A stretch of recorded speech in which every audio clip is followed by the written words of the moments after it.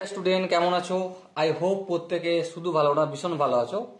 স্ক্রিনের ওপর খুব সুন্দর একটা প্রশ্ন দেখা যাচ্ছে সরল সুদ গসা চ্যাপ্টারের ক্লাস 10-এর। প্রশ্নটা কি বলেছে প্রথমে আমরা মন দিয়ে পড়বো বুঝবো তারপর অঙ্কটা করব।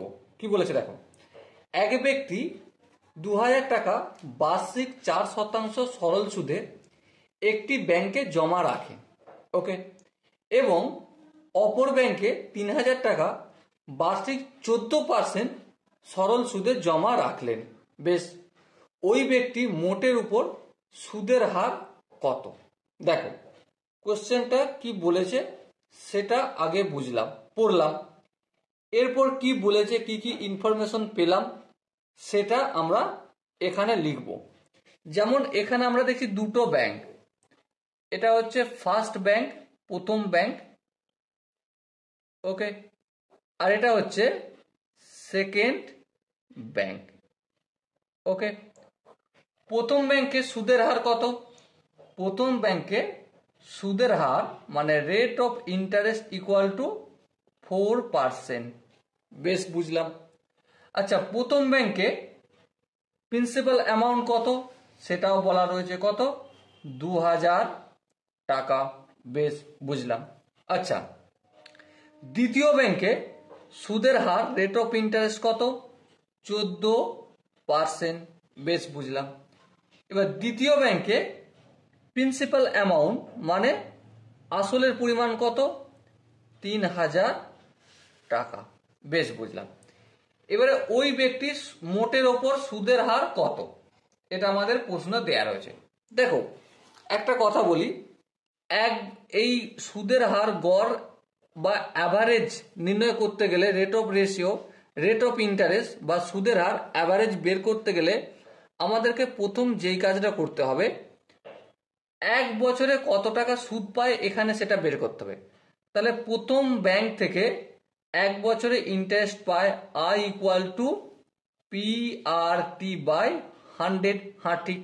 সেম একইভাবে দ্বিতীয় ব্যাংক থেকে প্রথম বছরে কত সুদ পায়, একই সূত্র, PRT বাই 100। বেশ, প্রথম ব্যাংকের ক্ষেত্রে ইন্টারেস্ট কত হবে, নাম্বারগুলো পুট করি, ক্যালকুলেশন করি আর দেখে নিই। পি এর ভ্যালু কত এখানে? 2000, এই 2000 লিখলাম। রেট অফ ইন্টারেস্ট কত? 4 লিখলাম। টাইম কত? এক বছর 1 লিখলাম, ডিভাইডেড বাই 100। একটা শূন্য দুটো শূন্য, একটা শূন্য দুটো শূন্য, 4 দুগুণে 8, এই 8 হলো, আর এখানে একটা শূন্য, এই শূন্য বসলো। তাহলে প্রথম ব্যাংক থেকে কত টাকা ইন্টারেস্ট পাবে? 80 টাকা। বেশ, 80 টাকা হলো। এবারে দ্বিতীয় ব্যাংক থেকে কত টাকা ইন্টারেস্ট পাবে? দেখো প্রিন্সিপাল অ্যামাউন্ট কত? 3000। হ্যাঁ, এই 3000 টাকা। রেট অফ ইন্টারেস্ট কত? 14%, এই 14 লিখলাম। টাইম কত? যেহেতু এক বছরের হিসেবে চলছে সেহেতু 1 লিখলাম বাই 100, এই শূন্য এই শূন্য এই শূন্য এই শূন্য, 3 14 কত? 42। তাহলে 4 2 2 42, আর এই শূন্যটা এখানে হলো। এবার বলো মোট সুদের পরিমাণ কত? হ্যাঁ, মোট সুদ, মোট সুদ সমান 420 প্লাস 80 সমান কত হলো? 500 টাকা। বেশ, 500 টাকা হলো মোট সুদ। এবারে সময় কত? সময়ের যা গল্প করেছি সেটা কি? 1 বছর। হ্যাঁ, 1 বছর। প্রিন্সিপাল অ্যামাউন্ট মোট কত? মোট আসল, মোট আসল সেটা কত? এক জায়গায় ছিল 2000 আর এক জায়গায় ছিল 3000, টোটাল কত হলো? 5000 টাকা। বেশ, এবার রেট অফ ইন্টারেস্ট আমি এখান থেকে বের করব। হ্যাঁ, আমরা একইভাবে সেই গোপন সূত্র ইউজ করব। গোপন সূত্র কি? গোপন সূত্র হচ্ছে I equal to PRT by 100। এবারে আয়ের ভ্যালু কত? টোটাল সুদ বেরিয়েছে 500, তাই টোটাল আয়ের ভ্যালু হচ্ছে 500 লিখলাম।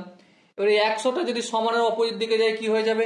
আছে ভাগ হয়ে যাবে গুণ, আর এদিকে আরটা যেমন আছে রেখে দিলাম। পি আর টিটা আর এর সঙ্গে মাল্টিপল আছে, অপোজিট দিকে পাঠালে ভাগ হয়ে যাবে। কিন্তু পি এর ভ্যালু কত? 5000, তাই আমি এখানে 5000 নিচে লিখে দেবো, একক দশক শতক হাজার। হ্যাঁ, আর এখানে টিটা কত? টি হচ্ছে 1 বছর, তাহলে ইন্টু 1 করে দেবো। বেশ, এবার দেখো একটা শূন্য দুটো শূন্য, এখানে একটা শূন্য দুটো শূন্য। আচ্ছা এখানে দেখো একটা শূন্য, এই একটা শূন্য কাটলো, 5 একে 5, 5 10 50। তাহলে রেট অফ ইন্টারেস্ট কত বেরোলো? 10। তাহলে আনসার আমরা এখানে যে চারটে অপশন দেওয়া রয়েছে তার মধ্যে কোন অপশনটা ঠিক হবে? অবভিয়াসলি অপশন সি হবে সঠিক answer. Okay, so dear student, I hope তোমরা প্রত্যেকে এই কোশ্চেনের কনসেপ্টটা বুঝতে পেরেছো। যদি কোনো জায়গায় বুঝতে অসুবিধা থাকে তো অবশ্যই কমেন্টে জানাও। দেখা হচ্ছে নেক্সট ভিডিওতে। আর এই ধরনের অঙ্ক পাওয়ার জন্য চ্যানেলটা সাবস্ক্রাইব করে রাখো। ততক্ষণ পর্যন্ত ভালো থেকো, সুস্থ থেকো এবং জয় হিন্দ।